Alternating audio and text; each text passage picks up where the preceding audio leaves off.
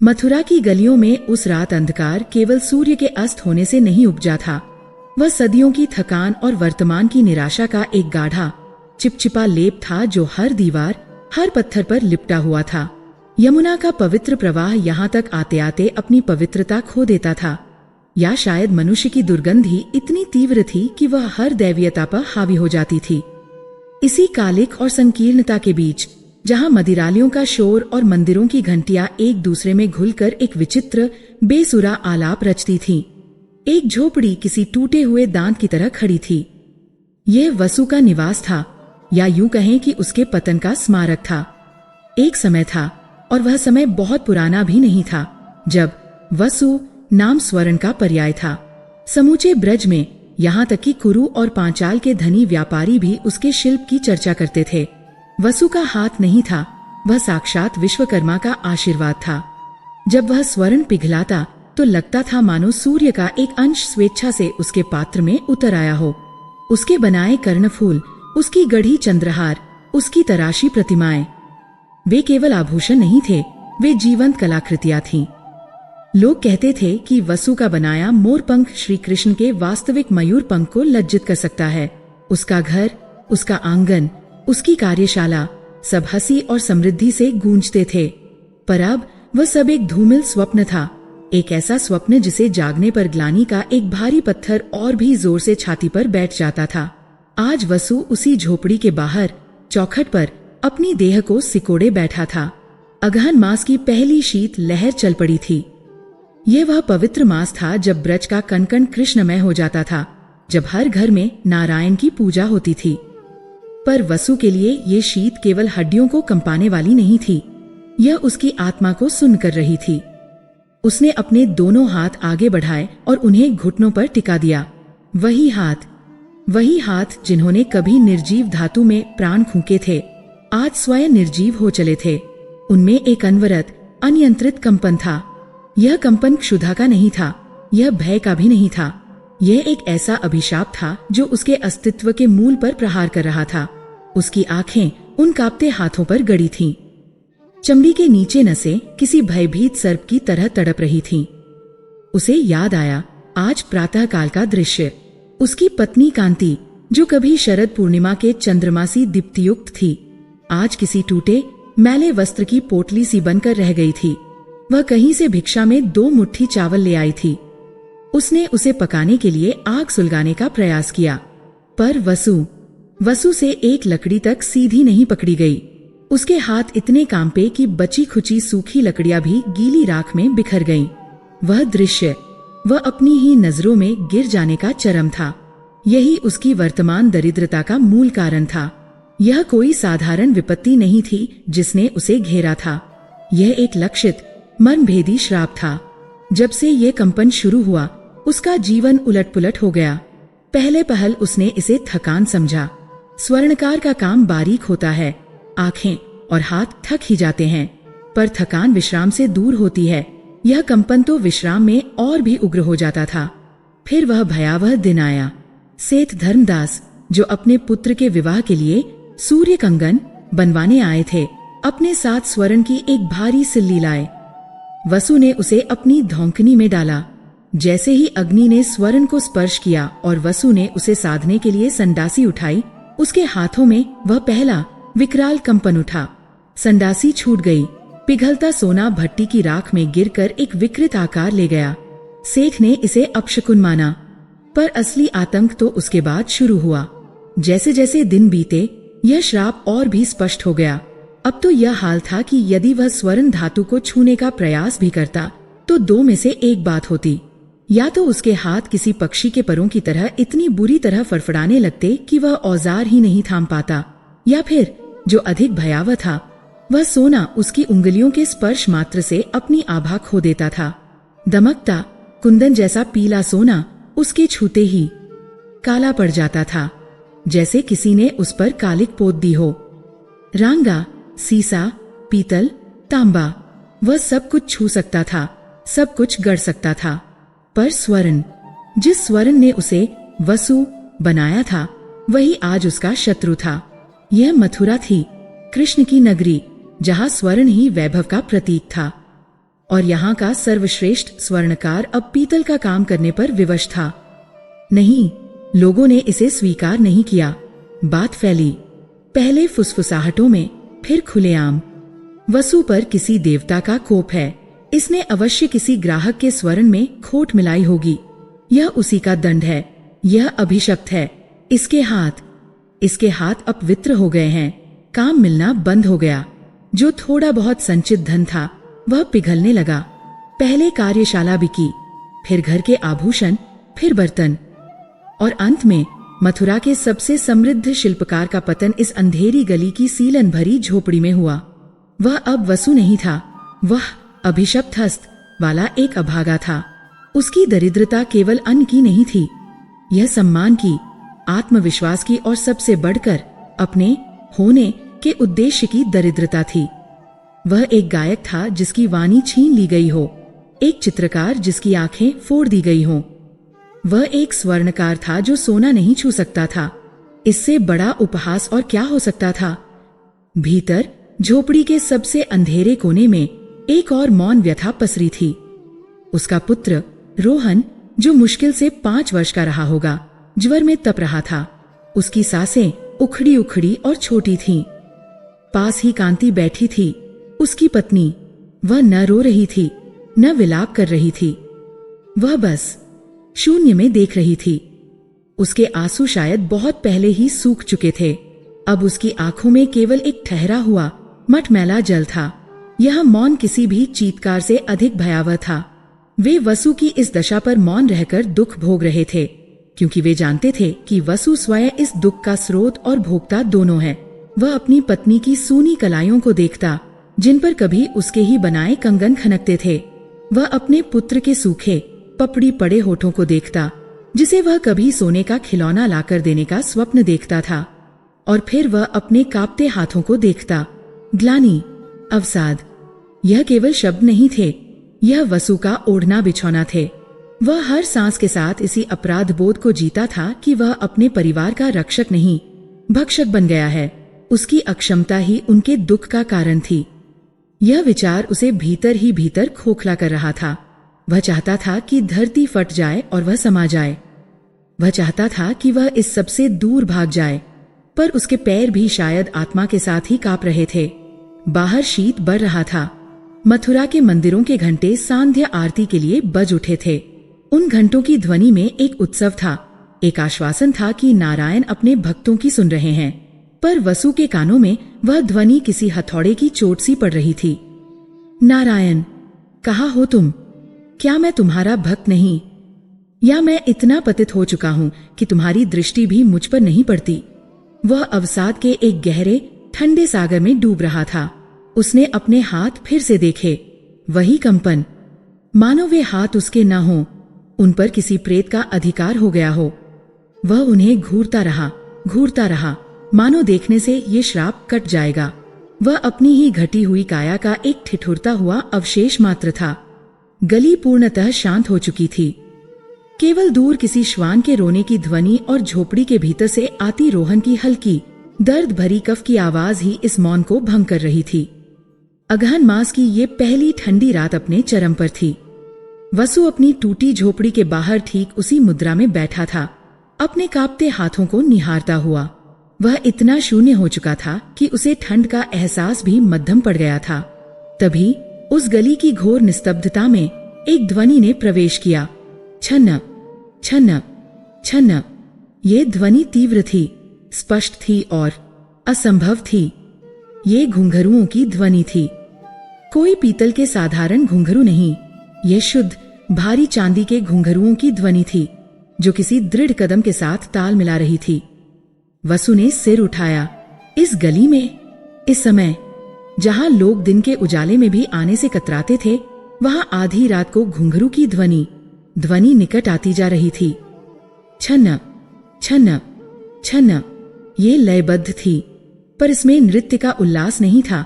इसमें एक चेतावनी जैसा कुछ था, एक अधिकार जैसा। वसु की आंखें उस ओर उठ गईं, जहां से गली मुड़ती थी। अंधेरे में से एक छाया उभरी।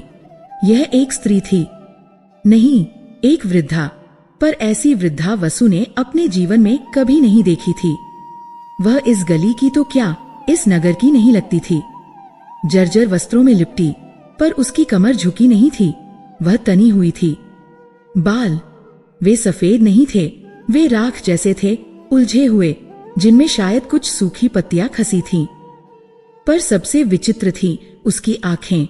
इस दूरी से भी, इस अंधकार में भी वे दो अंगारों की तरह दहक रही थीं। वृद्धा ठीक उसके सामने आकर रुकी। उसने वसु को नीचे से ऊपर तक देखा। उसकी दृष्टि किसी तपते हुए लोहे की शलाका सी थी जो वसु के हाड़मांस को भेदती हुई उसकी आत्मा तक पहुंच गई। वसु किंकर्तव्य विमूढ़, भय और आश्चर्य के मिश्रण से जड़ हो गया। वृद्धा ने अपनी लकड़ी, जिस पर शायद वे घुंघरू बंधे थे, जमीन पर एक बार पटकी। छन्न। वसु कांप गया। वृद्धा का कंठ खुला। उसकी आवाज, वह किसी सूखी नदी की तलहटी में घिसटते पत्थरों जैसी थी। खुरदरी, गहरी और ऐसी कि उसे अनसुना नहीं किया जा सकता था। तुम्हारे हाथ नहीं, तुम्हारी आत्मा कांप रही है वसु। वसु का हृदय जैसे किसी ने मुट्ठी में भींच लिया हो। वह उसका नाम जानती थी। वृद्धा की दहकती आंखें वसु के कांपते हाथों पर टिक गईं। उसने एक घृणा भरी हूं की ध्वनि निकाली। इस मास में तो दरिद्र भी नारायण को पा लेता है। उसकी आवाज में एक तीखा व्यंग्य था। पर तुम तो अपने ऋण से बंधे हो। ऋण? वसु के जड़ीभूत मस्तिष्क में यह एक शब्द हथौड़े की तरह लगा। कैसा ऋण? वह तो सदा एक ईमानदार और धर्मप्रायण जीवन जीता आया था। उसने कभी किसी का एक दाना नहीं चुराया। ये वृद्धा कौन थी? वह उसका नाम कैसे जानती थी? और इस ऋण का अर्थ क्या था? वह कुछ पूछने के लिए मुंह खोलना चाहता था, पर उसकी जिह्वा तालू से चिपक गई थी। वृद्धा ने उत्तर की प्रतीक्षा नहीं की। वह वैसे ही तनी हुई रीढ़ के साथ घूमी और जैसे आई थी वैसे ही उस अंधकार में विलीन होने लगी। उसके घुंघरुओं की ध्वनि छन्न छन्न छन्न धीरे धीरे दूर होती गई, जब तक कि वह पूर्णतः शांत न हो गई। गली में पुनः वही मृत्यु सी शांति छा गई। पर वसु के भीतर एक तूफान उठ खड़ा हुआ था। वह अब केवल ठंड या ग्लानि से नहीं कांप रहा था, वह उस एक शब्द के बोझ से कांप रहा था। ऋण। ये शब्द उस ठंडी रात में, उस अंधेरी गली में वसु के अभिशप्त जीवन पर एक नए और भी गहरे रहस्य की मुहर लगाकर गूंजता रहा। वह एक क्षण के लिए जड़ हो गया, जैसे अगहन की उस शीत ने उसके रक्त को ही नहीं, उसकी चेतना को भी जमा दिया हो। ऋण। वह शब्द किसी भारी काले पत्थर की तरह गली की ठिठुरती निस्तब्धता में तैरता रहा। फिर जैसे कोई तंद्रा टूटती है, वसु के शरीर में हरकत हुई।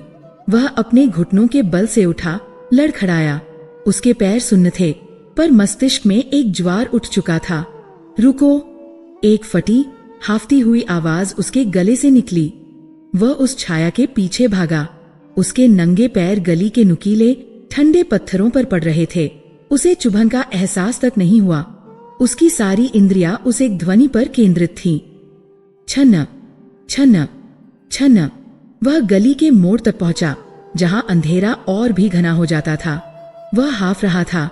उसकी आंखों से पानी बह रहा था, शायद ठंड से या शायद उस अव्यक्त आतंक से। कौन हो तुम? रुको! कैसा ऋण? वह चीखा, पर वहां कोई नहीं था। गली आगे जाकर एक तंग चौराहे पर खुलती थी, जो इस समय पूर्णतः निर्जन था।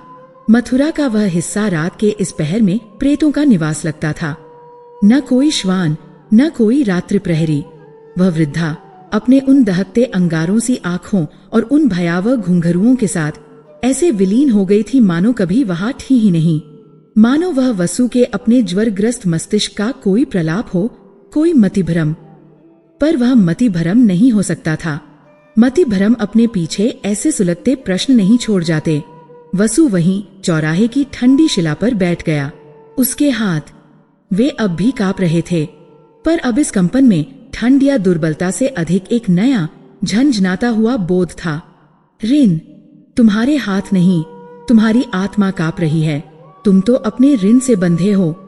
ये शब्द किसी भाले की नोक की तरह उसके जहन में चुभ गए थे।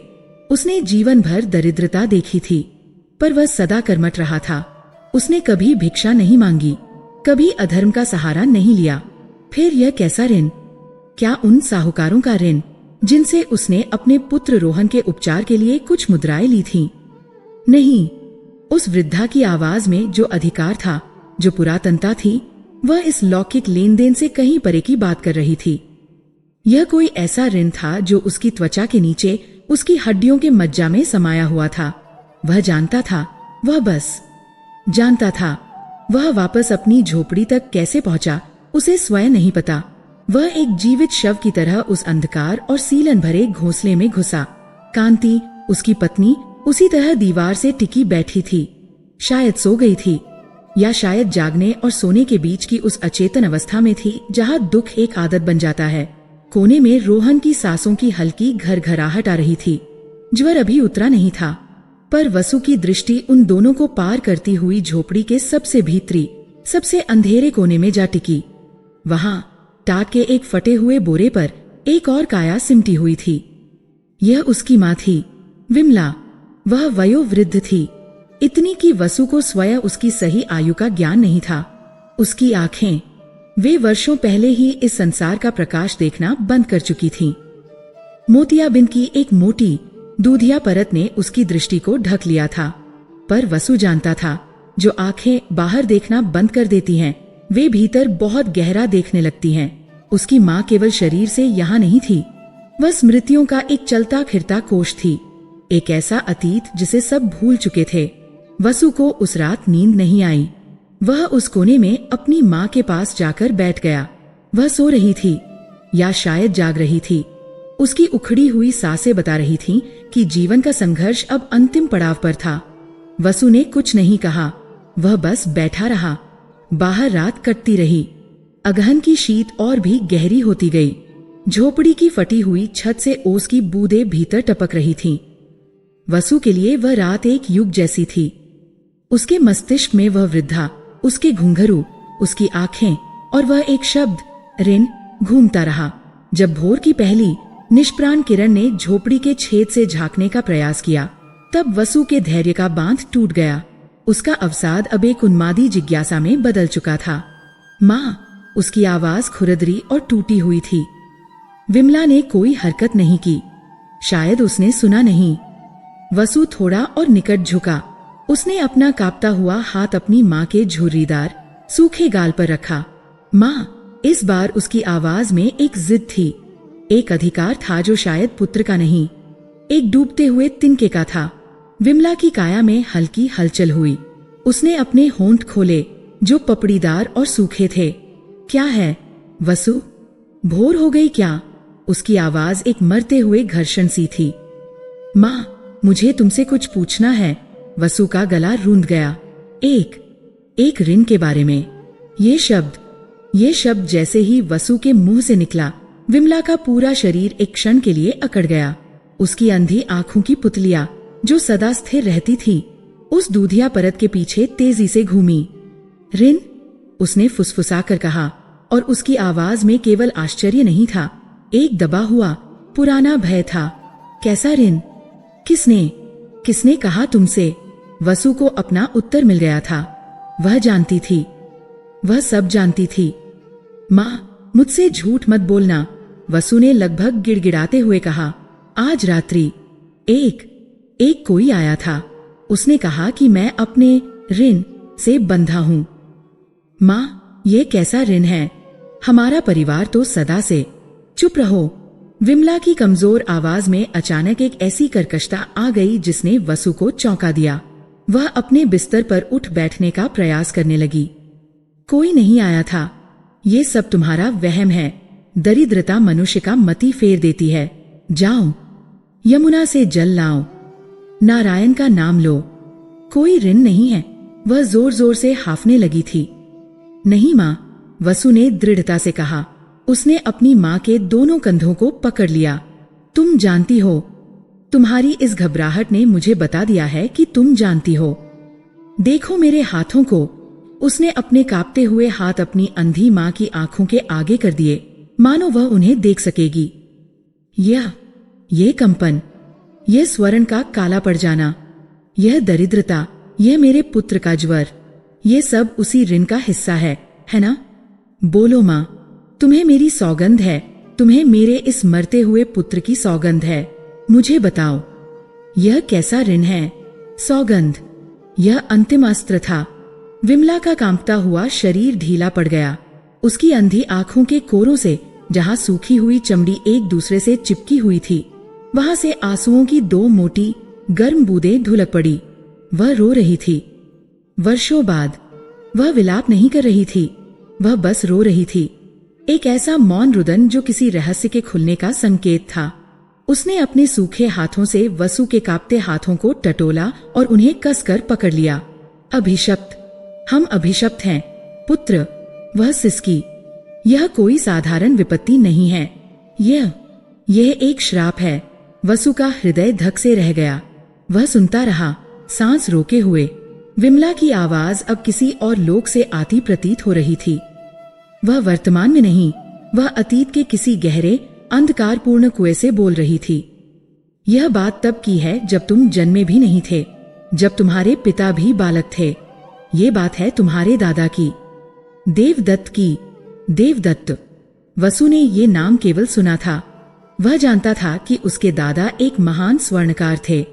परिवार में जो भी थोड़ा बहुत मान सम्मान था, वह उन्हीं के नाम का था। तुम्हारे दादा वसु, वह साधारण शिल्पकार नहीं थे, वह सिद्ध थे, साक्षात विश्वकर्मा का अंश थे। ऐसा कहते थे कि वह मिट्टी को छू दें तो वह स्वर्ण हो जाए। विमला की आवाज में एक क्षण के लिए गर्व की झलक आई, पर वह तुरंत ही भय में बदल गई। पर जितना बड़ा उनका शिल्प था, उतना ही बड़ा उनका अभिमान और उतना ही गहरा उनका लोभ था। वसु का दिल डूबने लगा। वह कहानी की दिशा समझ रहा था। वह मथुरा के सबसे धनी व्यक्ति थे। उनका लोभ किसी अग्नि जैसा था जो सब कुछ भस्म कर देना चाहता था। वह स्वर्ण से प्रेम नहीं करते थे, वह स्वर्ण की शक्ति से प्रेम करते थे। वह लोगों को अपनी मुट्ठी में रखना चाहते थे। विमला एक क्षण रुकी, एक लंबी कांपती हुई सांस ली। फिर वह दिन आया। यही मास था वसु, अगहन का पवित्र मास। मथुरा के पास के एक छोटे से गांव से एक निर्धन ब्राह्मण आया था। उसकी कन्या का विवाह था। गांव वालों ने भिक्षा मांगकर, अपनी वर्षों की कमाई जोड़कर कुछ स्वर्ण मुद्राएं और आभूषण इकट्ठे किए थे ताकि कन्या का विवाह सम्मान से हो सके। वह दान का सोना था, पवित्र सोना। वसु की पकड़ अपनी माँ के हाथों पर कस गई। वह ब्राह्मण तुम्हारे दादा देवदत्त के पास आया। उसने वह सारा सोना उनके चरणों में रख दिया और कहा, हे श्रेष्ठिन, मेरी कन्या के लिए इस पवित्र स्वर्ण से कुछ मंगलाभूषण गढ़ दीजिए। आप जो भी पारिश्रमिक लेंगे हम देंगे। तुम्हारे दादा हंसे। वह हंसी। तुम्हारे पिता कहते थे कि वह हंसी किसी दैत्य के अट्टहास जैसी थी। उन्होंने उस सोने को देखा और उनके मन में पाप जाग गया। उन्होंने क्या किया माँ? वसु की आवाज एक दबी हुई घरघराहट मात्र थी। मिलावट। विमला ने ये शब्द ऐसे कहा मानो वह कोई जहर उगल रही हो। उन्होंने उस पवित्र दान के सोने में तांबा मिला दिया। उन्होंने उस गरीब कन्या के विवाह के लिए आए सोने को भ्रष्ट कर दिया। उन्होंने केवल धातु में मिलावट नहीं की, उन्होंने एक विश्वास में, एक धर्म में मिलावट की थी। और यह सब अगहन के इसी पवित्र मास में। झोपड़ी में एक भयावह सन्नाटा छा गया। केवल रोहन के सांस लेने की आवाज ही इस चुप्पी को तोड़ रही थी। पर यह सब श्राप कैसे बना? वसु ने हिम्मत बटोरकर पूछा।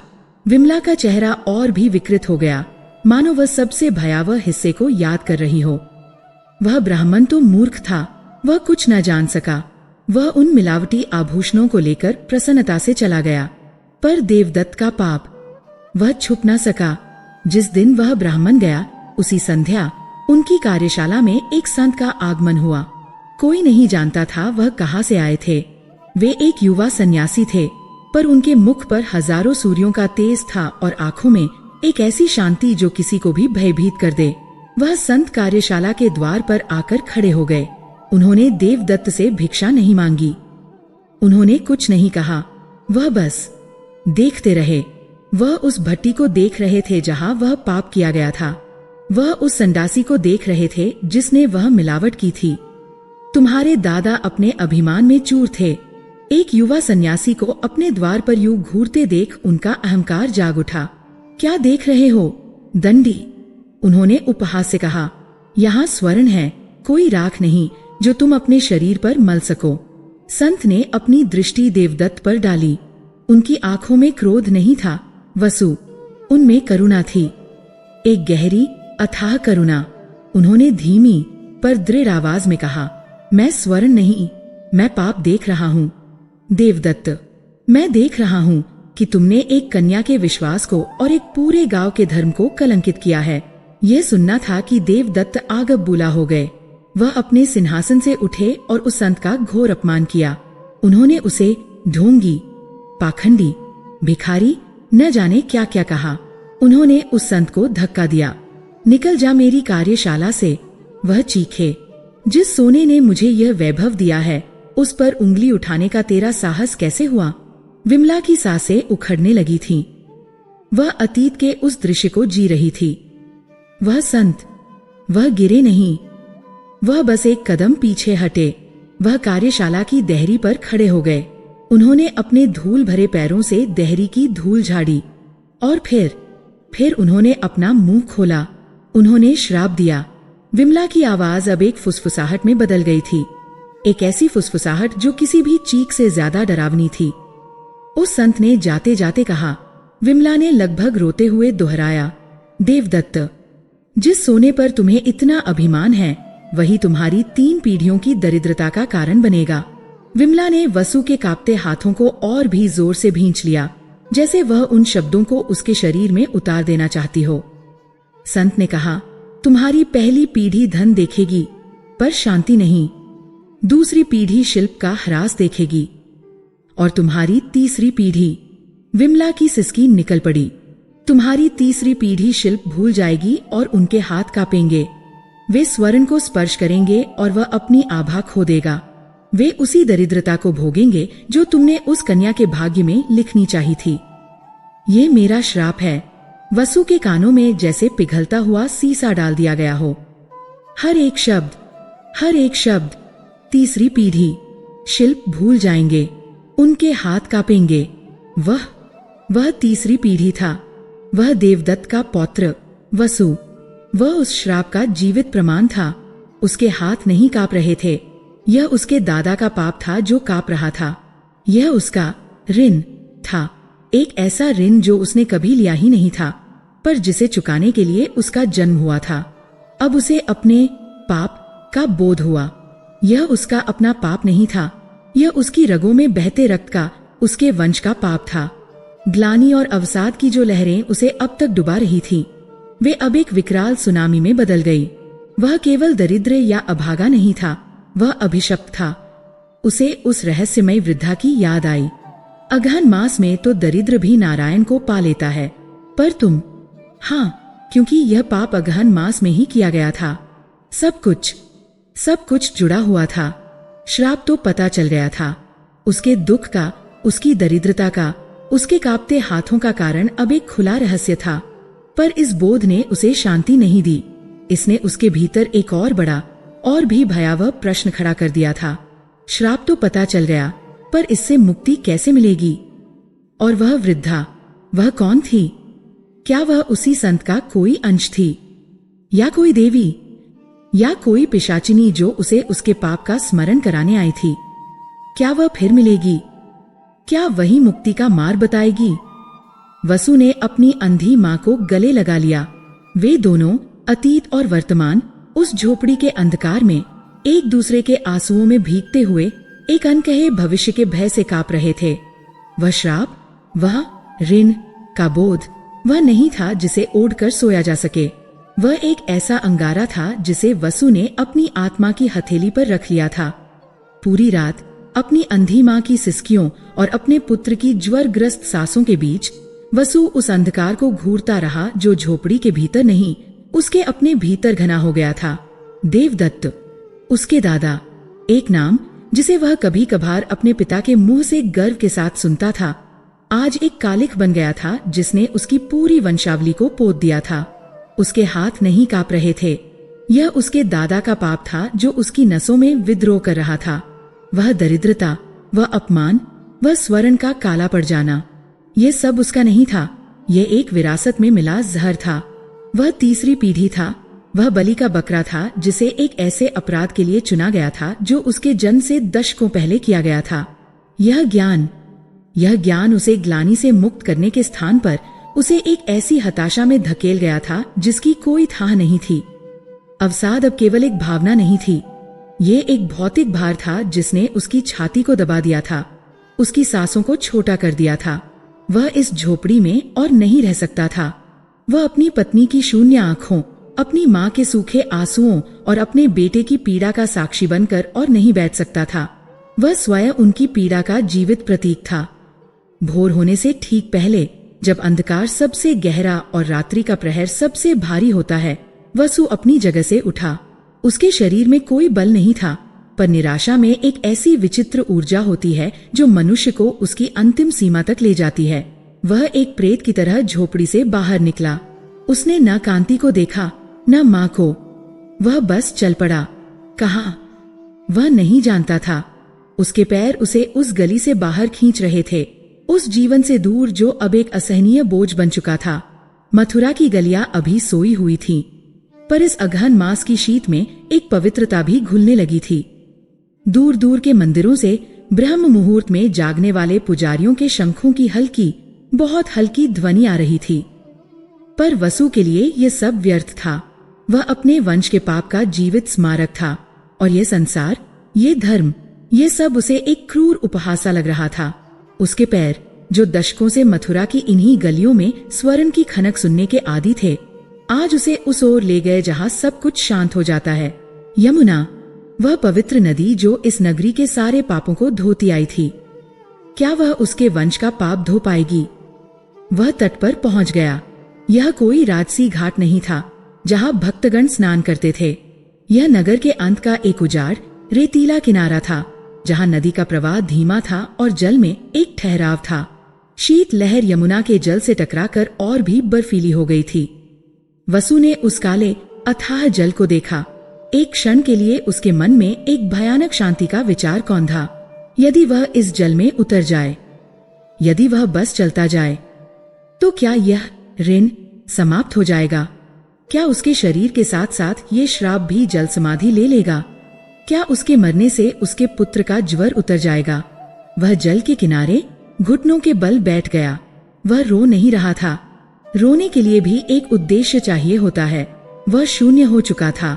उसने अपने कांपते हाथों को देखा जो इस ठंडी हवा में और भी बुरी तरह फड़फड़ा रहे थे। देवदत्त, वह अपने दांतों के बीच से फुसफुसाया, तुमने यह क्या किया?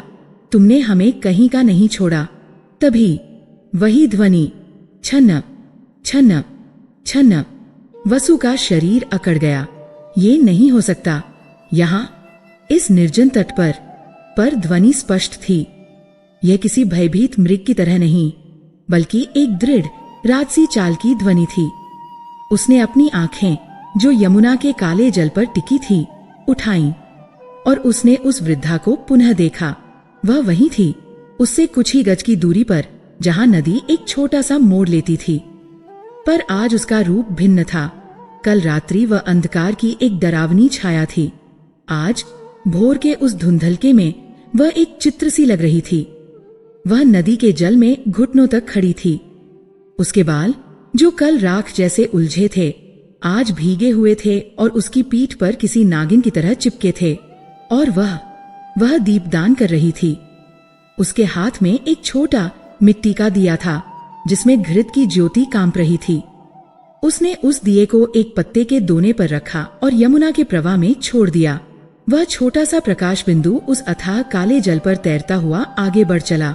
वृद्धा ने अपने हाथ जोड़े और उस बहते दिए को देखती रही। उसके हाथ, वसु की दृष्टि उसके हाथों पर गड़ी। वे स्थिर थे, वे कांप नहीं रहे थे। वृद्धा ने जैसे उसके विचारों को पढ़ लिया हो। वह घूमी। उसकी आंखें इस भोर के प्रकाश में भी उतनी ही तीक्ष्ण थीं। पर आज उनमें वह कल वाली घृणा या व्यंग्य नहीं था। आज उनमें एक अपार, एक असीम शांति थी, और शायद एक हल्की सी मुस्कान जो करुणा से उपजी थी। तो तुम आ गए वसु, उसकी आवाज अब पत्थरों का घर्षण नहीं थी। वह गहरी थी, पर उसमें यमुना के जल की सी एक खनक थी।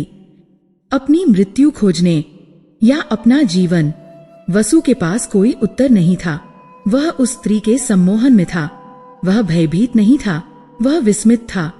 वह अपने घुटनों के बल ही रेत पर घिसटता हुआ उसके निकट पहुंचा। माँ, वह केवल इतना कह सका। वह नहीं जानता था कि वह उसे माँ क्यों कह रहा है, पर उसके हृदय से यही संबोधन निकला। तुम जानती थी। वह ऋण, वह मेरे दादा का पाप है। पर मैं क्या करूं? मैंने तो वह पाप नहीं किया। मेरे परिवार का क्या दोष है? मेरा पुत्र, वह मर रहा है। उसकी आवाज टूट गई। वृद्धा जल से बाहर निकली। उसके वस्त्रों से जल टपक रहा था। वह वसु के ठीक सामने आकर खड़ी हो गई। उसने अपनी तर्जनी उंगली उठाई और वसु के मस्तक को छुआ, जहां भाग्य लिखा जाता है। उसका स्पर्श, वह बर्फ जैसा शीतल था, पर उस शीतलता में एक ऐसी अग्नि थी कि वसु का पूरा शरीर झंझना उठा। पाप कर्म का नहीं, चेतना का विषय है। वसु, वृद्धा की आवाज गूंज उठी। तुम्हारे दादा ने जो किया वह केवल स्वर्ण में मिलावट नहीं थी, वह धर्म में मिलावट थी, वह विश्वास में मिलावट थी। और उन्होंने यह कब किया? अगहन मास में, वसु ने कांपते हुए कहा। हाँ, मार्गशीर्ष। वृद्धा ने सिर हिलाया। क्या तुम जानते हो यह मास क्या है? ये स्वयं श्रीहरि का स्वरूप है। उन्होंने स्वयं कहा है, मासाना मार्गशीर्षोहम, महीनों में मैं मार्गशीर्ष हूँ। यह वह मास है जब कृष्ण ने गीता का उपदेश दिया था। यह वह मास है जब नारायण की चेतना पृथ्वी के सबसे निकट होती है। वृद्धा ने यमुना के जल की ओर संकेत किया, और जहाँ श्रीहरि कृष्ण, वहाँ उनकी शक्ति लक्ष्मी भी हैं। इस मास में ये दोनों, हरि और हरिप्रिया, पृथ्वी पर सूक्ष्म रूप में वास करते हैं। तुम्हारे पूर्वज देवदत्त ने इसी परम पवित्र मास में लक्ष्मी के प्रतीक स्वर्ण को हरि के विधान धर्म के विरुद्ध जाकर कलंकित किया। उसने एक ही क्षण में हरि और लक्ष्मी दोनों का अपमान किया। इसीलिए ये श्राप इतना भयंकर है। यह केवल दरिद्रता का नहीं, यह चेतना के पतन का श्राप है। वसु की आंखों से आंसू बह रहे थे। तो क्या कोई उपाय नहीं है? क्या हम तीनों पीढ़ियों को यह भोगना ही होगा? क्या मेरे बच्चे भी? जहाँ पाप है वहीं प्रायश्चित है। पुत्र, वृद्धा की आवाज दृढ़ हो गई। तुम्हारे पूर्वज ने इसी मास में पाप किया था, और प्रायश्चित भी इसी मास में ही होगा। इस मास का एक एक दिन, एक एक क्षण सृष्टि के सबसे बड़े रहस्य को खोलने की क्षमता रखता है। पर इसके लिए तुम्हें संकल्प लेना होगा। संकल्प। वसु ने आशा की एक कांपती हुई किरण को पकड़ने की कोशिश की। मैं कुछ भी करूंगा, कोई भी तपस्या, कोई भी दंड नहीं। वसु, वृद्धा ने उसे टोका। धर्म, दंड से पाप का फल कटता है, पर धर्म से आत्मा शुद्ध होती है। तुम्हारे हाथ का कंपन, वह केवल आत्मा का कंपन है। आत्मा को स्थिर करो, हाथ स्वयं स्थिर हो जाएंगे। कैसे? मुझे बताओ माँ, मैं क्या करूं? वह उसके चरणों में गिर पड़ा। वृद्धा ने उसे उठाया। वही करो जो तुम्हारे दादा ने नहीं किया। उन्होंने अभिमान किया, तुम विनम्र हो जाओ। उन्होंने स्वर्ण को पूजा, तुम ज्ञान को पूजो। उन्होंने धर्म का अपमान किया, तुम धर्म की स्थापना करो। आज से इस अगहन मास के शेष दिनों के लिए तुम एक कठिन व्रत का संकल्प लो। वृद्धा की आंखें उस पर गड़ गई, मानो वह उसकी आत्मा की गहराई नाप रही हो। प्रतिदिन उसने अपनी उंगली उठाई।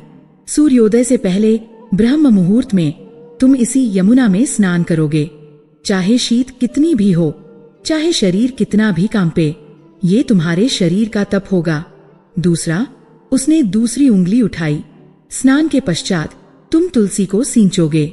तुलसी, जो हरि को सबसे प्रिय है, यह तुम्हारी इंद्रियों का तप होगा। और तीसरा और सबसे महत्वपूर्ण, वृद्धा एक क्षण रुकी, यह देखने के लिए कि वसु का ध्यान पूर्णतः उस पर है या नहीं। तुम प्रतिदिन इसी यमुना तट पर बैठकर श्रीमद् भगवद गीता का पाठ करोगे। गीता? वसु चौंक गया। पर माँ, मैं एक स्वर्णकार, तुम एक आत्मा हो। वसु, वृद्धा की आवाज कड़क उठी। गीता किसी वर्ण या जाति के लिए नहीं, वह हर उस आत्मा के लिए है जो अपने धर्म संकट में फंसी है। अर्जुन से बड़े धर्म संकट में हो तुम। वह तो अपनों से लड़ रहा था, तुम अपने ही भाग्य से, अपने ही रक्त से लड़ रहे हो। उसने वसु के कंधों को पकड़ा। और यह पाठ किसी फल की आशा में नहीं होगा। तुम यह नहीं सोचोगे कि मैं पाठ करूंगा तो मेरे हाथ ठीक हो जाएंगे या मेरा पुत्र स्वस्थ हो जाएगा। नहीं, तुम पाठ करोगे निष्काम भाव से, क्योंकि ये तुम्हारा धर्म है, क्योंकि यह प्रायश्चित है, क्योंकि यह कृष्ण का आदेश है। फल देना या न देना वह उसकी इच्छा है। तुम केवल अपने कर्म के अधिकारी हो। बोलो, क्या तुम यह निष्काम संकल्प ले सकते हो? वसु के पास खोने को क्या था? मृत्यु तो वह वैसे भी खोज ही रहा था। इस वृद्धा के शब्दों में, उसकी उपस्थिति में एक ऐसा दैवीय अधिकार था जिसे नकारा नहीं जा सकता था। शायद यही वह क्षण था जिसके लिए उसका जन्म हुआ था। मैं संकल्प लेता हूँ। माँ, उसने यमुना का ठंडा जल अपनी कांपती हथेलियों में लिया। आज से अगहन मास की पूर्णिमा तक मैं प्रतिदिन ब्रह्म मुहूर्त में स्नान करूंगा, तुलसी को सींचूंगा और निष्काम भाव से श्रीमद् भगवद गीता का पाठ करूंगा। यह वसु का संकल्प है। जैसे ही उसने जल को पुनः जल में छोड़ा, उसे लगा जैसे उसके कंधों से एक छोटा सा पत्थर खिसक गया हो। वृद्धा की आंखों में एक क्षणिक दीप्ति आई। तथास्तु, वह फुसफुसाई, तुम्हारा व्रत आज से ही आरंभ होता है, जाओ। और इससे पहले कि वसु कुछ और कहता, वृद्धा घूमी और उस घने कोहरे में जो यमुना के जल से उठ रहा था विलीन हो गई।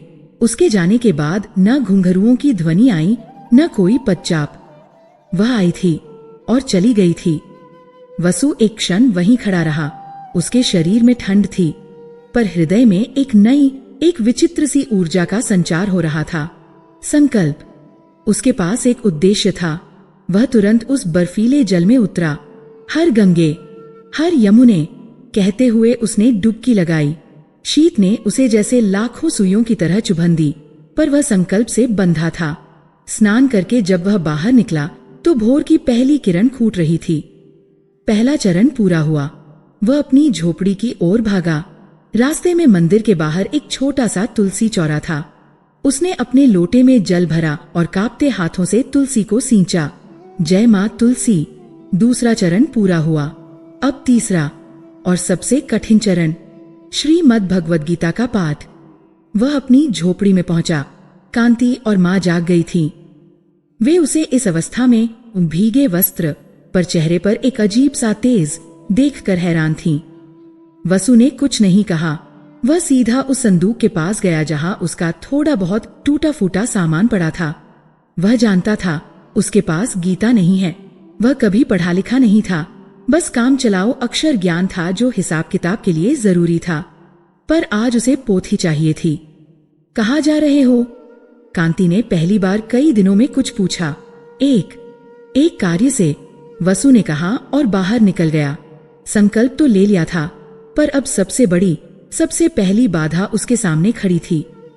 गीता पाठ के लिए उसे एक भगवद गीता की पोथी चाहिए थी, और उसे खरीदने के लिए उसके पास एक फूटी कौड़ी नहीं थी। वह सबसे पहले उस मंदिर के पुजारी के पास गया जिसने कल रात की आरती की थी। सूर्योदय हो चुका था। मंदिर के पट खुल गए थे। वसु ने भीगे वस्त्रों में ही हाथ जोड़कर कहा, पंडित जी, मुझे केवल एक दिन के लिए या कुछ घंटों के लिए भगवद गीता की एक पोथी चाहिए। मैं पाठ करके लौटा दूंगा। पुजारी ने उसे सिर से पांव तक देखा। वही दरिद्र स्वर्णकार, वही कांपते हाथ। गीता? वह हंसा। तुझे गीता चाहिए? अरे जा, पहले 2 दाने अन्न का जुगाड़ कर। गीता पढ़ना तेरा काम नहीं। और वैसे भी तेरे जैसे अभिशप्त को कौन अपना पवित्र ग्रंथ स्पर्श करने देगा? तेरे छूने से वह भी काली पड़ जाएगी। भाग यहां से। मंदिर को अपवित्र मत कर। धक्का। पहला धक्का संकल्प पर नहीं, आत्मा पर लगा। वसु वहां से हटा। वह उस सेठ धर्मदास के पास गया जिसका सोना कभी उसकी भट्टी में पिघला था। आज सेठ का मुनीम बही खाता खोल रहा था।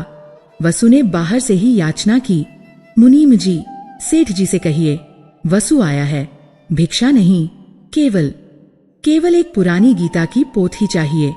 मुनीम ने बिना नजर उठाए कहा, सेठ जी पूजा पर हैं और उन्होंने कहा है कि तुम दोबारा इस देहरी पर दिखे तो तुम्हारे ये कांपते हाथ ही तुड़वा दिए जाएंगे। तुम्हें देखकर अपशकुन होता है, जाऊं। दूसरा धक्का। वह हर उस द्वार पर गया जिसे वह जानता था, जहां उसने कभी आभूषण पहुंचाए थे, जहां कभी उसका सम्मान होता था। पर आज वह वसु स्वर्णकार नहीं था। वह एक अभागा, दरिद्र, अपशकुनी प्राणी था। किसी ने उसे श्वान की तरह दुत्कारा, किसी ने उस पर कूड़ा फेंक दिया, किसी ने द्वार ही नहीं खोला। शिल्प भूल गया, अब धर्म का ढोंग करता है। भिखारी, पाखंडी। वह मथुरा की गलियों में भटकता रहा। सूर्य अब सिर पर चढ़ने लगा था। उसके भीगे वस्त्र शरीर पर ही सूखने लगे थे। उसका व्रत, उसका संकल्प। आज पहला ही दिन था। ब्रह्म मुहूर्त में स्नान हो गया था, तुलसी सिंचन हो गया था। पर गीता का पाठ। वह थक हार कर अपमान का घूंट पिए हुए वापस उसी यमुना तट पर आकर बैठ गया। वह आकाश को देख रहा था। हे कृष्ण, हे श्रीहरि, ये कैसी परीक्षा है? वह फुसफुसाया, मार्ग तुमने ही दिखाया और मार्ग पर कांटे भी तुमने ही बिछा दिए। बिना ग्रंथ के मैं अपना व्रत कैसे पूरा करूंगा? क्या मेरा संकल्प पहले ही दिन टूट जाएगा? उसका कांपता हुआ हाथ रेत पर गिरा। वह पूर्णतः निराश था। उसे उस वृद्धा पर क्रोध आ रहा था, जिसने उसे एक ऐसी आशा दी जिसे पूरा करना असंभव था। यमुना का वह निर्जन तट, जहाँ कुछ क्षण पहले एक दैवीय उपस्थिति ने उसे आशा की एक किरण दिखाई थी, अब पुनः अपने क्रूर ठंडे यथार्थ में लौट आया था। वसु वहीं रेत पर बैठा रहा, बैठा नहीं, ढह गया था। सूर्य अब क्षितिज से ऊपर उठ चुका था। उसकी किरणें यमुना के जल पर पिघले हुए स्वर्ण का भ्रम रच रही थीं। वही स्वर्ण जो अब उसके जीवन का अभिशाप था। आज उसके व्रत का पहला दिन था और पहले ही दिन उसका संकल्प खंडित हो चुका था। नहीं, खंडित नहीं, वह आरंभ ही नहीं हो पाया था। ब्रह्म मुहूर्त का स्नान, हाँ, वह उसने किया था, उस बर्फीले जल में उतरकर। तुलसी सिंचन, हाँ, वह भी उसने कांपते हाथों से कर दिया था। पर तीसरा और सबसे महत्वपूर्ण संकल्प, श्रीमद् भगवद गीता का निष्काम पाठ, वह कैसे हो?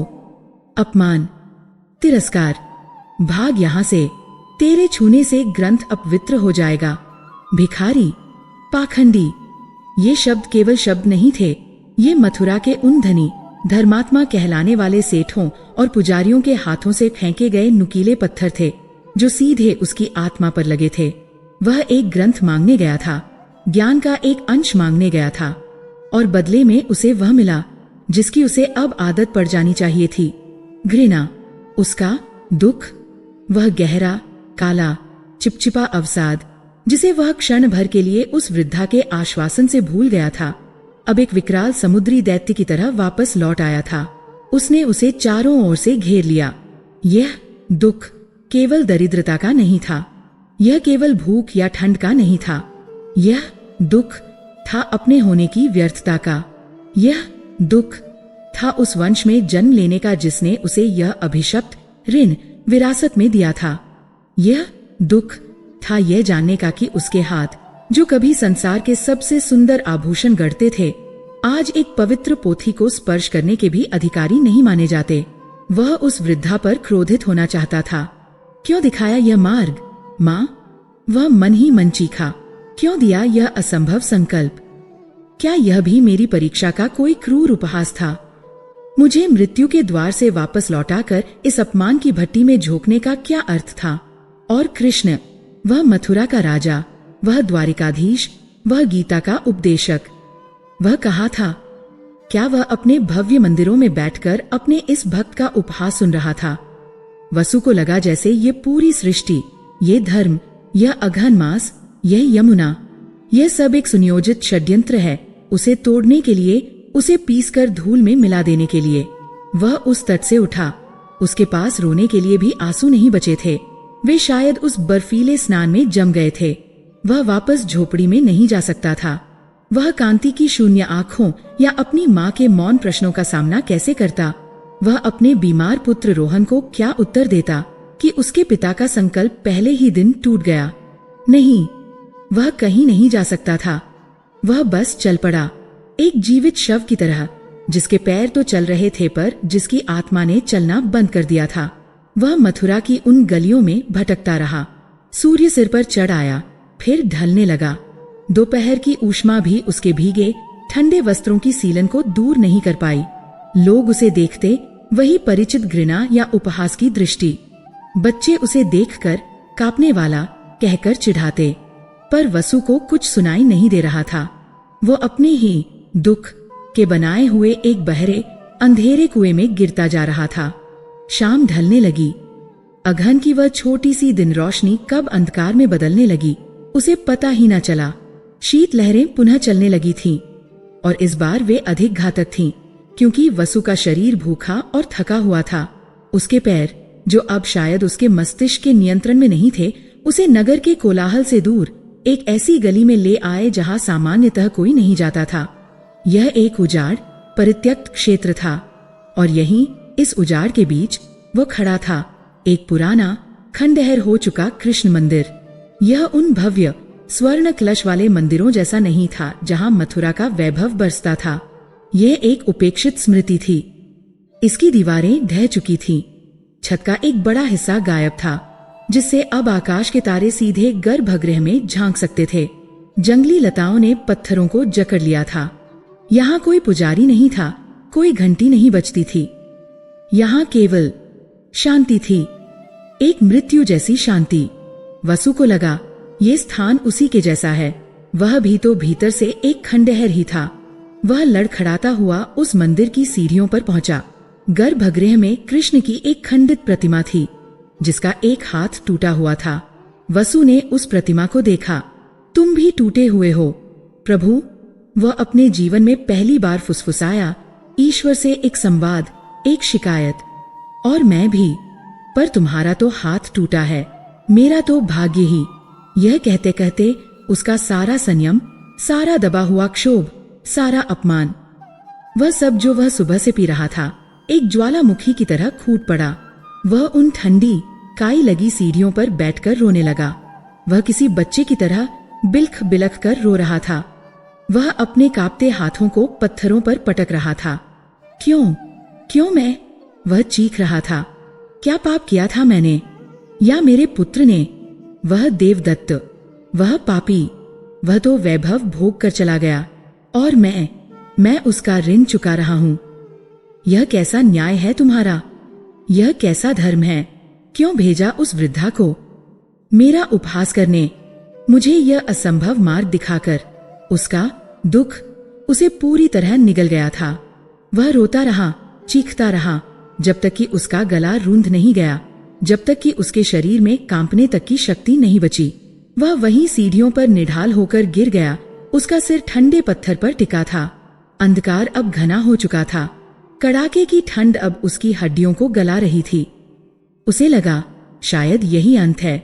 इसी खंडहर में, इसी टूटे हुए कृष्ण के सामने एक टूटा हुआ भक्त अपने प्राण त्याग देगा। उसका व्रत, उसका संकल्प, सब यहीं समाप्त हो जाएगा। वह लगभग अचेत होने लगा था। ठंड और निराशा उसे एक गहरी नींद में खींच रही थी। तभी न जाने कैसे उसकी धुंधलाती दृष्टि मंदिर की भीतरी दीवार पर पड़ी। अंधेरे में भी वहां कुछ अलग था।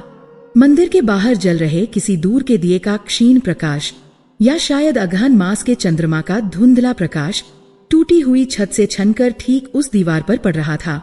दीवार पर कुछ उकेरा हुआ था। वसु ने अपनी सारी बची खुची चेतना को बटोरा।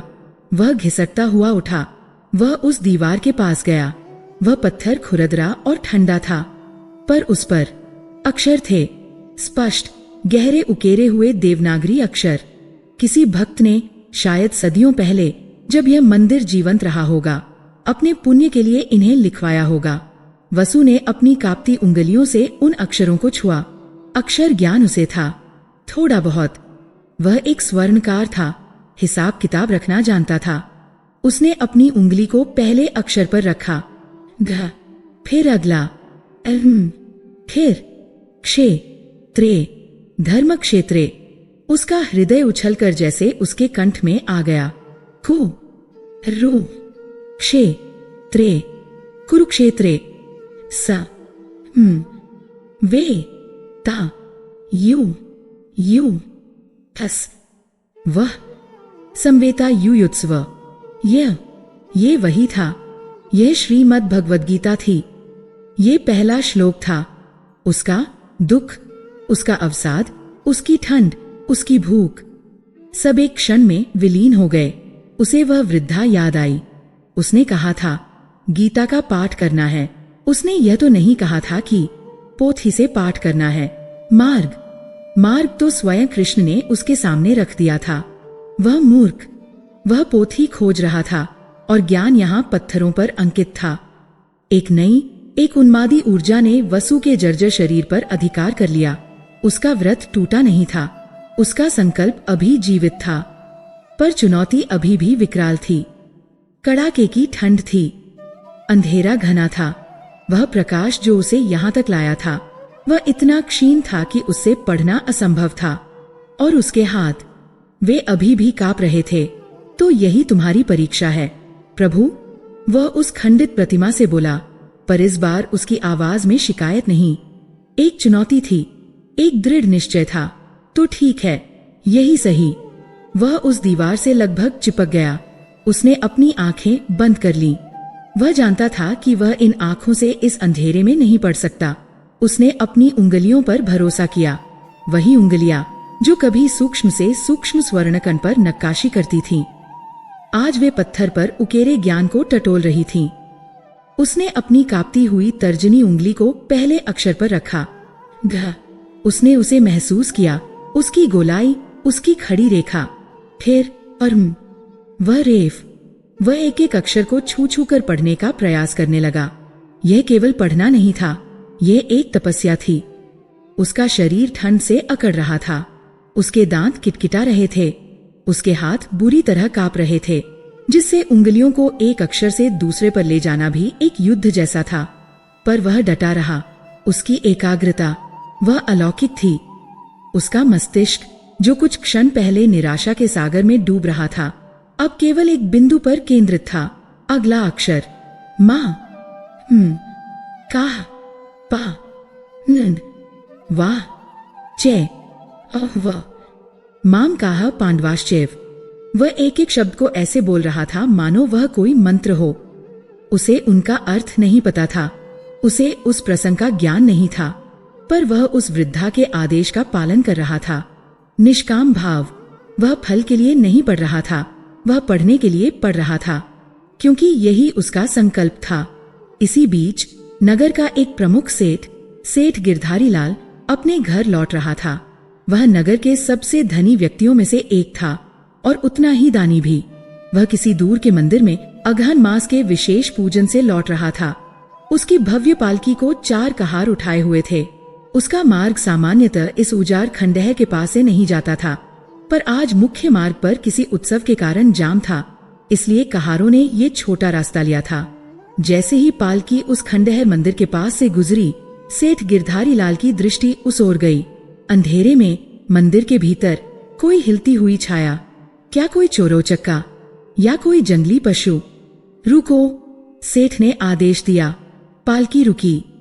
सेठ अपनी मखमली शॉल को ठीक करता हुआ उतरा। वह अभिमानी था, पर धर्म भीरू भी। एक खंडहर हो चुके कृष्ण मंदिर में यह क्या अपवित्रता हो रही है। वह हाथ में एक छोटी मशाल लिए हुए कहार के साथ आगे बढ़ा। कौन है वहां? उसने अपनी भारी रोबदार आवाज में पूछा। कोई उत्तर नहीं आया, केवल एक दबी हुई कांपती हुई बुदबुदाहट। सेठ ने क्रोध से मंदिर की सीढ़ियां चढ़ी और वहां गर्भगृह में उसने उस दृश्य को देखा। एक व्यक्ति जो चिथड़ों में लिपटा था, ठंड से बुरी तरह कांप रहा था। उसके होंठ नीले पड़ चुके थे।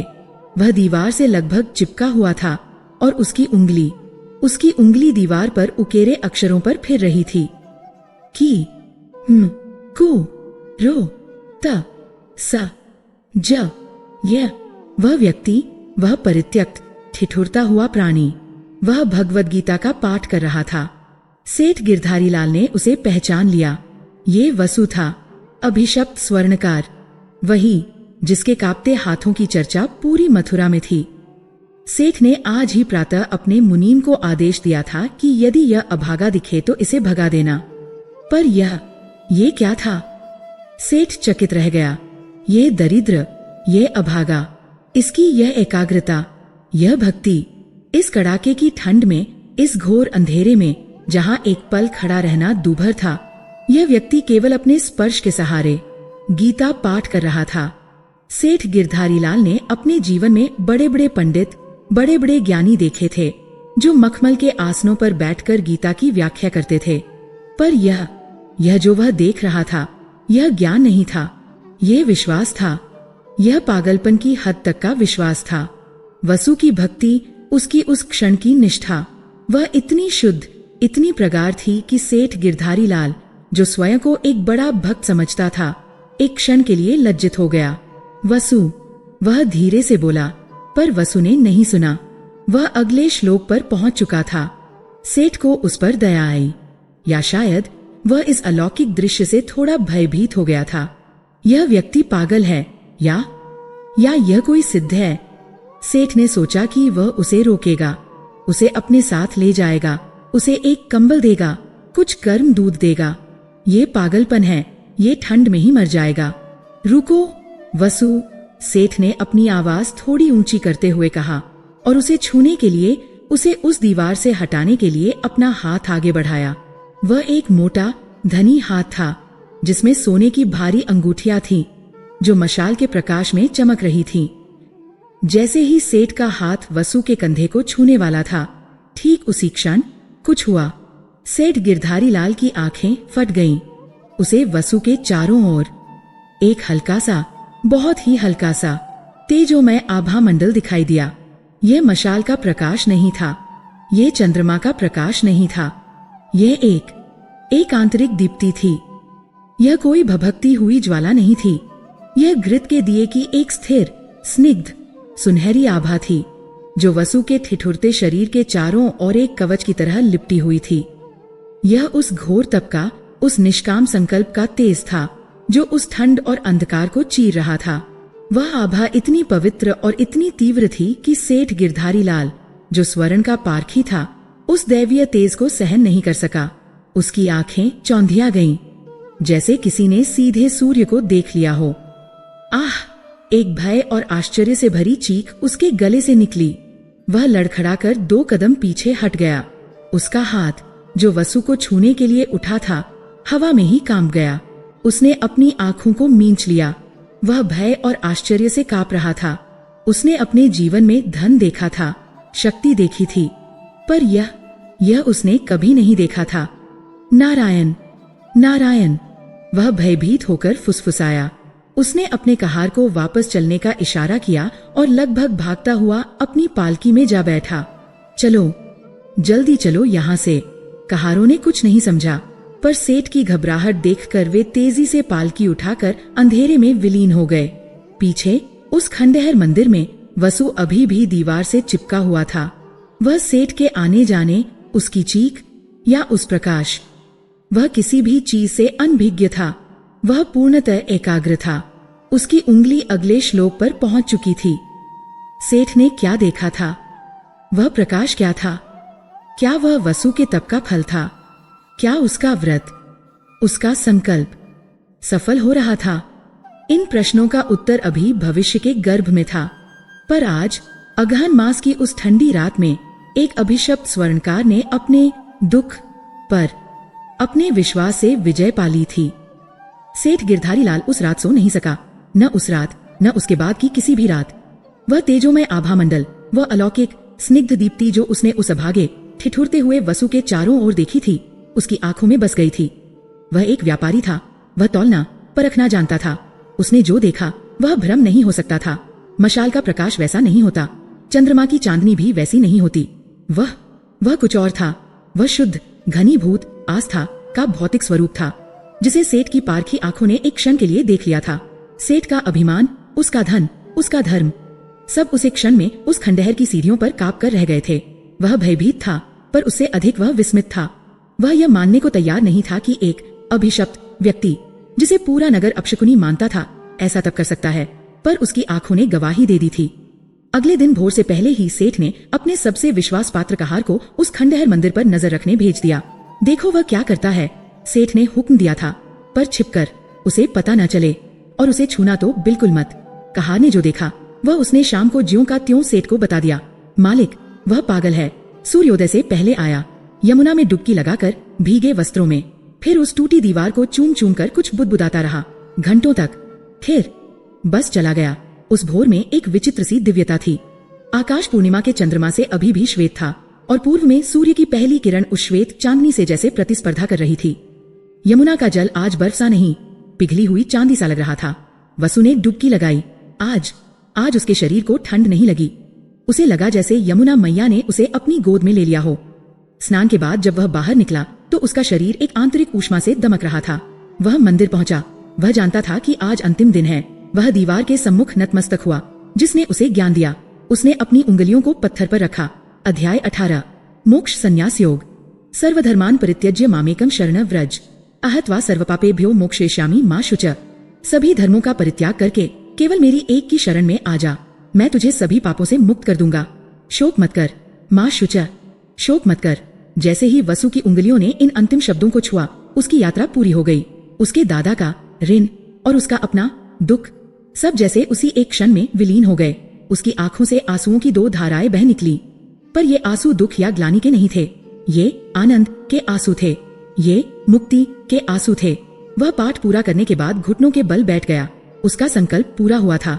उसने अपनी आंखें खोली और सामने देखा। गर्भगृह में वही खंडित कृष्ण मूर्ति, वही टूटा हुआ हाथ। 1 महीने से वसु प्रतिदिन उसे देख रहा था, पर आज उसकी दृष्टि ही बदल गई थी। आज उसे वह मूर्ति खंडित नहीं लग रही थी। उसे लगा जैसे वह मूर्ति 1 महीने से धैर्यपूर्वक उसकी प्रतीक्षा कर रही थी। वह उसकी साधना की मूक साक्षी थी।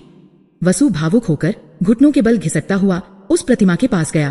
प्रभु, वह फुसफुसाया, मैं अज्ञानी, मैं पापी, मैंने तुम्हें क्या दिया? कुछ नहीं, पर तुमने मुझे वह सब दिया जो मेरे पास कभी था ही नहीं। वह उस मूर्ति के चरणों में अपना सिर रखना चाहता था, पर वह खंडित थी। वह ठीक से खड़ी भी नहीं थी।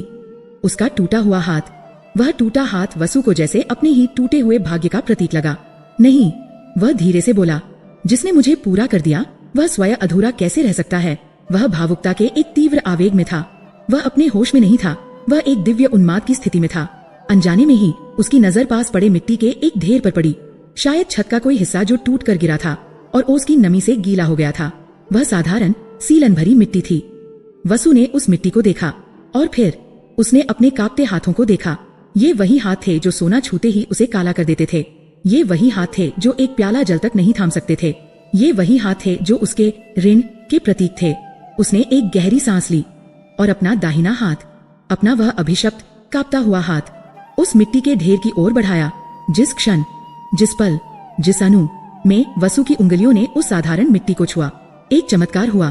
कंपन जो वर्षों से उसकी नसों में एक प्रेत की तरह नाच रहा था, जो उसके अस्तित्व का हिस्सा बन गया था, वह कंपन रुक गया एकदम, जैसे किसी ने धौंकनी बंद कर दी हो, जैसे किसी ने बहते जल को जमा दिया हो। वसु की आंखें फटी रह गईं। उसने अपनी उंगली को देखा। वह स्थिर थी, पत्थर की तरह अडिग। उसने अपना दूसरा हाथ उठाया, वह भी स्थिर था। वह हंसने लगा, नहीं, वह रोने लगा, या शायद वह रोते रोते हंस रहा था। वह अपने हाथों को देख रहा था, अपने उन स्थिर, शांत और बलशाली हाथों को। श्राप टूट गया था, पर यह आनंद या आश्चर्य मनाने का समय नहीं था। उसके हाथ अब उसके नहीं थे, वे उसके हो चुके थे, जिसकी प्रतिमा सामने खंडित पड़ी थी। वसु के भीतर का स्वर्णकार नहीं, उसके भीतर का भक्त जागा। वह जानता था कि इन हाथों को, जिन्हें अभी अभी पुनर्जीवन मिला है, उनका पहला कार्य क्या होना चाहिए। उसने उस मिट्टी को उठाया। वह मिट्टी, ओह, वह साधारण मिट्टी नहीं थी। वह उसके तप से, उसके आंसुओं से और गीता के ज्ञान से सिंचित मिट्टी थी। वह मक्खन से भी अधिक कोमल और सोने से भी अधिक मूल्यवान थी। वसु ने उस खंडित मूर्ति को नहीं देखा। उसने अपनी आंखें बंद कर ली और उसके हाथ, वे चलने लगे। वह अपने जीवन का सर्वश्रेष्ठ शिल्प रच रहा था। यह देवदत्त का अहंकार भरा शिल्प नहीं था, जिसमें स्वर्ण का अभिमान था। यह वसु का निष्काम भक्ति भरा शिल्प था। उसकी उंगलियां ऐसे चल रही थीं, मानो वे मिट्टी पर नहीं, साक्षात चेतना पर नृत्य कर रही हों। वह केवल एक टूटा हुआ हाथ नहीं जोड़ रहा था, वह उस पत्थर में प्राण फूंक रहा था। वह मूर्ति के उन होठों पर एक हल्की दैवीय मुस्कान गढ़ रहा था। वह मुस्कान जो माँ शुच शोक मत कर कहते हुए आती है, वह उन नयनों को गढ़ रहा था जिनमें करुणा भरी थी। वह उस मिट्टी से वह हाथ बना रहा था जो अभय दे रहा था। वह भूल गया कि वह कहाँ है, वह भूल गया कि वह कौन है, वह भूल गया कि शीत है। वह बस गढ़ रहा था। वह और उसकी कला और उसका ईश्वर सब एकाकार हो गए थे उसी क्षण, जैसा कि शायद उस वृद्धा ने या स्वयं श्रीहरि ने नियत किया था। मंदिर के टूटे हुए द्वार पर एक हलचल हुई। सेठ गिरधारी लाल, जो पूर्णिमा के इस अंतिम दिन को अपनी आंखों से देखने आया था, अकेला नहीं आया था। उसका भय अब एक अदम्य जिज्ञासा में बदल चुका था। वह अपने साथ नगर के मुख्य पुजारी को, वही जिसने वसु को भगाया था, और कुछ अन्य संभ्रांत नागरिकों को लाया था। वे यह तमाशा देखने आए थे कि यह पागल आज अंतिम दिन क्या करता है।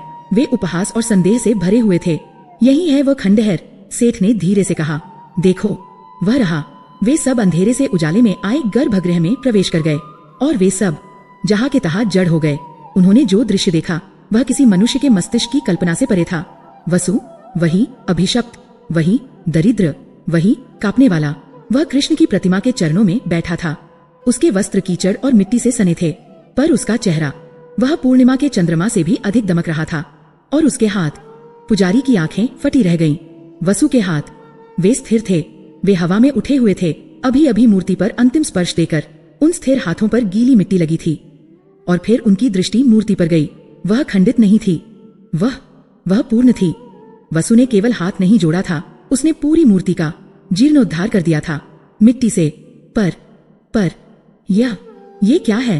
पुजारी के मुंह से केवल इतना निकला। सेठ गिरधारी लाल की पारखी आंखें धोखा नहीं खा सकती थीं। वह मिट्टी, वह साधारण मिट्टी नहीं थी।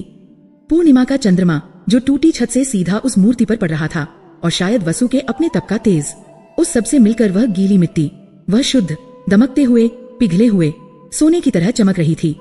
नगर के लोग अपनी आंखों पर विश्वास नहीं कर पा रहे थे। उन्होंने एक अभिशप्त व्यक्ति को अपने सामने एक चमत्कार करते देख लिया था। वसु ने धीरे से अपनी आंखें खोली और अपने पीछे खड़े जनसमूह को देखा। उसके चेहरे पर न भय था, न आश्चर्य, केवल शांति थी। क्या यह सोना है? सेठ गिरधारी लाल ने कांपती हुई आवाज में पूछा। वसु का श्राप कैसे टूटा? यह मिट्टी सोने की क्यों चमक रही थी? मथुरा के उन सभी धनी, ज्ञानी और अभिमानी लोगों के पास कोई उत्तर नहीं था। उत्तर तो बस वसु की उन शांत आंखों और स्थिर हाथों में था। वह मौन किसी भी कोलाहल से अधिक भारी था। उस खंडहर हो चुके गर्भगृह में पूर्णिमा के चंद्रमा के नीचे समय जैसे जम गया था। सेठ गिरधारी लाल, मथुरा का मुख्य पुजारी दीनानाथ और वे संभ्रांत नागरिक जो अभी कुछ क्षण पहले तक उपहास और संदेह से भरे हुए थे, अब पत्थर की मूक प्रतिमाओं में बदल गए थे। उनकी आंखें तीन चीजों के बीच भटक रही थी। वसु का वह चेहरा जो एक अलौकिक शांति से दमक रहा था, वे हाथ जो चित्रों में लिपटे व्यक्ति के नहीं बल्कि किसी सिद्ध योगी के प्रतीत होते, स्थिर, शांत, अडिग, और वह प्रतिमा, वह खंडित, उपेक्षित कृष्ण की मूर्ति जो अब खंडित नहीं थी, वह पूर्ण थी। और वह मिट्टी, हे नारायण, वह गीली साधारण मिट्टी जिसे वसु के हाथों ने अभी अभी छुआ था, वह शुद्ध, पिघले हुए, दमकते हुए स्वर्ण की भांति चमक रही थी। यह कोई भ्रम नहीं था, यह मशाल या चंद्रमा का प्रकाश नहीं था। वह दीप्ति उस मिट्टी के भीतर से, उस प्रतिमा के भीतर से फूट रही थी। यह वसु के एक मास के निष्काम तप का तेज था। यह उसकी भक्ति की अग्नि थी जिसने साधारण मिट्टी को भी चैतन्य का मूल्य दे दिया था। पुजारी दीनानाथ, जिसने वसु को अभिशप्त कहकर अपने मंदिर की सीढ़ियों से भगाया था, जिसने उसे एक पवित्र ग्रंथ छूने का अधिकारी भी नहीं समझा था, वह सबसे पहले कांपा। उसका ज्ञान, उसके शास्त्र, उसका अभिमान, सब उस एक दृश्य के सामने धूल धूसरित हो गए थे। यह संभव नहीं, वह बुदबुदाया, पर उसकी आवाज उसके अपने ही गले में घुट कर रह गई। उसकी आंखें उस सोने पर नहीं, उन स्थिर हाथों पर टिकी थीं। वह जानता था, मथुरा का हर व्यक्ति जानता था कि इन हाथों का कांपना एक श्राप था। और यदि श्राप टूट सकता है तो इसका अर्थ है कि यह व्यक्ति साधारण नहीं है। पर सेठ गिरधारी लाल की दृष्टि अलग थी। वह स्वर्ण का पारखी था, पर उससे अधिक वह मूल्य का पारखी था। उसने उस रात वसु के चारों ओर आभा मंडल देखा था। वह जानता था कि यह कोई जादू टोना नहीं है, यह सत्य था। वह जो स्वयं को मथुरा का सबसे बड़ा धर्मात्मा समझता था, आज एक ऐसे व्यक्ति के सामने खड़ा था जिसे उसने अपने द्वार से भगाया था। और वह व्यक्ति, वह साक्षात ईश्वर का कार्य कर रहा था। सेठ गिरधारी लाल का शरीर कांपने लगा। उसकी अंगूठियों में जड़े हीरे मोती उस दिव्य प्रकाश में फीके पड़ गए। उसका मखमली शॉल उसका स्वर्ण जड़ित उपरना, सब उसे आज एक भार सा लग रहा था। वह अपने धन, अपने पद के बोझ के नीचे दबा जा रहा था, जबकि यह दरिद्र मुक्त हो चुका था। उसका पाप, पूर्वजों का श्राप, उसके निष्काम गीता पाठ और सेवा से प्रायश्चित हो चुका था। प्रमाण, उसके ये स्थिर हाथ, उसका दुख, मानसिक अवसाद, ग्लानि, उसकी भक्ति से मिट चुका था जो उस मूर्ति में ढल गया था। प्रमाण, उसके हृदय की यह असीम शांति। अब केवल एक चीज बची थी, दरिद्रता, वह भौतिक अभाव जिसने उसके पुत्र को मृत्युशैया पर सुला दिया था। और अब मथुरा का सबसे धनी व्यक्ति स्वयं उससे काम मांग रहा था। वसु ने उस खंडित प्रतिमा को देखा जिसे अब स्वर्ण कृष्ण कहा जाने वाला था। उसने अपने हाथों को देखा और उसने मुस्कुराकर सिर झुका दिया। यह मेरा सौभाग्य होगा सेठ जी, हरि की सेवा से बड़ा और क्या खल हो सकता है। वह मथुरा के इतिहास की सबसे बड़ी रात बन गई। सेठ गिरधारी लाल, पुजारी और वे नागरिक वसु को किसी देवदूत की तरह अपने साथ लेकर गए। वे उसे पहले उसकी झोपड़ी में ले गए। जब कांति ने अपने पति को, उसके पीछे सेठ और इतने बड़े लोगों को देखा तो वह डर गई। उसे लगा कोई नया उपद्रव हुआ है। पर जब सेठ गिरधारी लाल ने स्वयं वसु की पत्नी कांति के चरण छूने का प्रयास किया और कहा, देवी हमें क्षमा कर दो, तुम साक्षात अन्नपूर्णा हो जो इतने बड़े तपस्वी की संगिनी हो, तो कांति की शून्य आंखें पहली बार आश्चर्य से भर उठीं। और तभी झोपड़ी के भीतर से, जहाँ रोहन उसका पुत्र ज्वर में तपता रहता था, एक हल्की सी खेलने की आवाज आई। वसु सब कुछ भूलकर भीतर भागा। सेठ, पुजारी सब पीछे भागे और उन्होंने देखा रोहन, जो महीनों से बिस्तर पर अचेत था, वह उठा बैठा था। उसका ज्वर वह जा चुका था। वह उस टूटे हुए लकड़ी के खिलौने से खेल रहा था और अपने पिता को देखकर वह हंस पड़ा। वसु के पाप का प्रायश्चित होते ही उस पाप का खल, पुत्र की बीमारी भी समाप्त हो गया था। वसु ने अपने पुत्र को छाती से लगा लिया। उस रात वह झोपड़ी नहीं रही, वह एक मंदिर बन गई थी। समय बीत गया। 1 वर्ष जैसे एक स्वप्न की तरह बीता। मथुरा में एक नया तीर्थ स्थापित हो चुका था। वह पुराना खंडहर अब मथुरा का सबसे भव्य, सबसे जीवंत मंदिर था। सेठ गिरधारी लाल ने अपना सारा खजाना खोल दिया था, पर यह मंदिर सोने चांदी के कारण भव्य नहीं था। यह भव्य था वसु के शिल्प के कारण। वसु ने उस मंदिर का पुनर्निर्माण किया, पर उसने अपने दादा देवदत्त की तरह अभिमान से नहीं, विनम्रता से गढ़ा। उसने पत्थरों पर गीता के श्लोकों को स्वर्ण में नहीं, बल्कि भाव में उकेरा। हर खंभा, हर दीवार, हर तोरण वह वसु की भक्ति का प्रमाण था। उसकी दरिद्रता का नाश हो चुका था। सेठ ने उसे अतुलनीय धन संपदा दी, पर वसु ने उसमें से केवल उतना ही लिया जितने से एक सम्मानजनक जीवन चल सके। बाकी सब वह मंदिर के अन्न क्षेत्र में लगा देता, जहाँ अगहन के पूरे मास में कोई भूखा नहीं सोता था। उसका सम्मान और उसकी ख्याति वह उसके दादा देवदत्त से भी सहस्र गुना अधिक बढ़ गई थी। लोग उसे भक्त वसु या हरिशिल्पी कहते थे। वे दूर दूर से उसके दर्शन करने आते, यह देखने की जिन हाथों ने कभी श्राप भोगा था वे अब ईश्वर का सृजन कैसे करते हैं। आज ठीक 1 वर्ष बाद अगहन मास की वही पूर्णिमा की रात्रि थी। वह हरिशिल्पी मंदिर, वह वसु का गढ़ा हुआ मंदिर भक्तों से खचाखच भरा था। आज यहाँ मार्गशीर्ष महोत्सव का अंतिम दिन था। गर्भगृह में वही प्रतिमा, जिसे अब तपस्वरण कृष्ण कहा जाता था, दमक रही थी। मंदिर के मुख्य सभागार में एक ऊंचे पर सादे व्यासासन पर वसु बैठा था। उसके वस्त्र आज भी सादे श्वेत थे, पर उसका चेहरा वह सूर्य की भांति दमक रहा था। उसकी गोद में उसका स्वस्थ पुत्र रोहन बैठा खिलखिला रहा था और उसके ठीक पास एक ससम्मान आसन पर उसकी पत्नी कांति बैठी थी, जिसकी आंखों में अब शून्य नहीं असीम संतोष था। और वसु, वह आज कथा कह रहा था। वही सेठ गिरधारी लाल, वही पुजारी दीनानाथ और वही मथुरा के नागरिक जो कभी उसे दुत्कारते थे, आज मंत्रमुग्ध होकर नीचे फर्श पर बैठे उसकी कथा सुन रहे थे। और उस अभागे दरिद्र स्वर्णकार ने वसु कह रहा था, और उसकी आवाज में एक गहरा भाव था। अपने ही दुख में घिरकर, अपने ही पाप के बोझ तले दबकर यमुना में प्राण देने का निश्चय कर लिया। भीड़ में एक सिसकी सी उठी, पर तब वसु ने अपनी आंखें एक क्षण को बंद की। तब उसे घुंघरुओं की ध्वनि सुनाई दी। वह एक रहस्यमयी वृद्धा थी। वसु ने पूरी कहानी सुनाई। वह ऋण का रहस्य, वह श्राप का बोध, वह संकल्प, वह अपमान, वह खंडहर में गीता का पाठ, वह हाथों का स्थिर होना, वह चमत्कार। उसने कुछ नहीं छुपाया। कथा का अंत करते हुए वसु ने अपने पुत्र रोहन के सिर पर हाथ फेरा और भरी सभा में देखा। वह वृद्धा, वह कोई साधारण स्त्री नहीं थी, वह स्वयं शक्ति थी, वह माया थी। वह हमें ये बताने आई थी कि वसु की दृष्टि, वह अचानक सभा के कोलाहल को पार करती हुई मंदिर के मुख्य द्वार पर जा टिकी। भीड़ बहुत थी, पर ठीक उस द्वार पर, जैसे एक क्षण के लिए सब कुछ स्थिर हो गया हो, वहां वह खड़ी थी, वही वृद्धा। पर आज वह जर्जर वस्त्रों में नहीं थी। आज वह एक दिव्य लालिमायुक्त साड़ी में थी। उसके केश खुले नहीं थे, वे रत्नों से गुंथे थे। वह भिक्षा नहीं मांग रही थी, वह आशीर्वाद दे रही थी। वह केवल और केवल वसु को दिखाई दे रही थी। वृद्धा, जो वास्तव में स्वयं देवी लक्ष्मी थी, ने वसु को देखा, जिसने उसे पहचान लिया था। वह मुस्कुराई, एक ऐसी मुस्कान जिसने सृष्टि के सारे ऐश्वर्य को अपने भीतर समेट लिया हो। और वसु को, केवल वसु को, उसके शब्द सुनाई दिए। वे शब्द हवा में नहीं गूंजे, वे उसकी आत्मा में गूंजे। जिसने मार्गशीर्ष में हरि को भज लिया, उसके जीवन में पाप, दुख और दरिद्रता का अंधकार शेष नहीं रहता। देवी ने अपना दाहिना हाथ उठाया, अभय का हाथ, ठीक वैसा ही जैसा वसु ने उस मूर्ति का गढ़ा था। वसु की आंखों से कृतज्ञता के 2 आंसू ढलक पड़े। उसने आंखें मूंद लीं। जब उसने आंखें खोली तो द्वार पर केवल भक्त थे। वह वृद्धा विलीन हो चुकी थी। वसु ने एक गहरी शांत सांस ली। उसने अपनी कथा पूरी की और इस प्रकार उस दरिद्र स्वर्णकार को अगहन मास का फल प्राप्त हुआ। मंदिर शंखध्वनि, घंटों और जय श्री कृष्ण के जयकारों से गूंज उठा। वसु ने अपने पुत्र को चूमा, अपनी पत्नी को देखा और उस प्रतिमा को नमन किया। उसका पाप, उसका दुख और उसकी दरिद्रता, तीनों का पूर्णतः नाश हो चुका था।